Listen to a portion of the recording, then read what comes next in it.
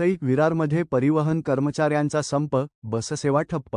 वसई विरार महानगरपालिकेच्या परिवहन कर्मचाऱ्यांनी आपल्या विविध मागण्यांसाठी आज सकाळपासून संप पुकारला आहे।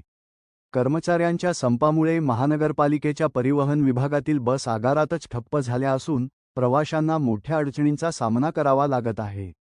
इतर महापालिकांप्रमाणे परिवहन कर्मचाऱ्यांना वेतन लागू करावे, ओव्हरटाईम सुरू करावा, कामाचे 8 तास करावेत, यासह विविध मागण्यांसाठी हा संप करण्यात आला आहे।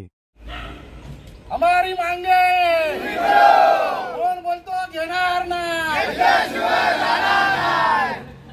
आमचा कामगारांचा किती दिवसापासून अन्याय अत्याचार चाललेला आमच्या मागण्या होत्या, त्या मागण्या पूर्ण होत नव्हत्या, म्हणून कामगारांनी आज नाईलाजाने काम बंद केलेलं आहे।